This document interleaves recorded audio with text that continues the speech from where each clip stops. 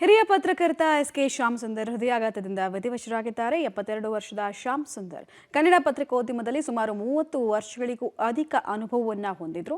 ಹಲವು ದಿನಗಳಿಂದ ಅನಾರೋಗ್ಯದಿಂದ ಬಳಲ್ತಾ ಇದ್ದಂತಹ ಶ್ಯಾಮ್ ಸುಂದರ್ ಅವರು ಬೆಂಗಳೂರಿನ ಖಾಸಗಿ ಆಸ್ಪತ್ರೆಯಲ್ಲಿ ತೀವ್ರ ನಿಗಾ ಘಟಕದಲ್ಲಿ ಚಿಕಿತ್ಸೆಯನ್ನು ಪಡಿತಾ ಇದ್ರು. ಆದರೆ ಚಿಕಿತ್ಸೆ ಫಲಕಾರಿಯಾಗದೆ ಹೃದಯಾಘಾತದಿಂದ ನಿನ್ನೆ ನಿಧನರಾಗಿದ್ದಾರೆ. ಪಬ್ಲಿಕ್ ಟಿವಿ ಸೇರಿದಂತೆ ವಿವಿಧ ಚಾನೆಲ್ ಜೊತೆಗೆ ಪತ್ರಿಕೆ ಎಲ್ಲ ಕಡೆ ಕೂಡ ಕಾರ್ಯನಿರ್ವಹಿಸಿದ್ರು. ಡಿಜಿಟಲ್ ಪತ್ರಿಕೋದ್ಯಮದಲ್ಲಿ ಅಪಾರ ಅನುಭವವನ್ನು ಕೂಡ ಹೊಂದಿದ್ರು. ಶ್ಯಾಮ್ ಸುಂದರ್ ಅಗಲಿಕೆಗೆ ಕನ್ನಡ ಪತ್ರಿಕೋದ್ಯಮ ಕಂಬನಿ ಮಿಡಿದಿದೆ. ಮುಖ್ಯಮಂತ್ರಿ ಸಿದ್ದರಾಮಯ್ಯ ಅವರು ಕೂಡ ಟ್ವೀಟಿಸುವ ಮೂಲಕ ಸಂತಾಪವನ್ನು ಸೂಚಿಸಿದ್ದಾರೆ.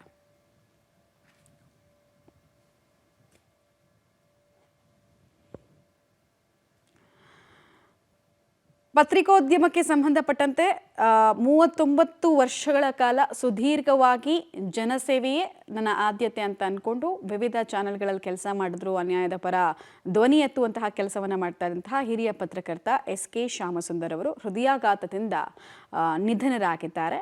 ಇನ್ನು ಪತ್ರಿಕೋದ್ಯಮ ಕೂಡ ಇವರನ್ನು ಕಳ್ಕೊಂಡು ಬಡವಾಗಿದೆ. ಮುಖ್ಯಮಂತ್ರಿಗಳು ಕೂಡ ತಮ್ಮ ಅಧಿಕೃತ ಟ್ವಿಟರ್ ಖಾತೆಯಲ್ಲಿ ಸಂತಾಪವನ್ನು ಸೂಚಿಸಿದ್ದಾರೆ. ಈಗಾಗಲೇ ಕುಟುಂಬಸ್ಥರು ಕೂಡ ಆಘಾತಕ್ಕೊಳಗಾಗಿದ್ದಾರೆ. ಹಲವು ಗಣ್ಯರು ಕೂಡ ಅವರ ಮನೆಗೆ ಭೇಟಿ ಕೊಟ್ಟು ಸಂತಾಪವನ್ನು ಸೂಚಿಸ್ತಾ ಇದ್ದಾರೆ.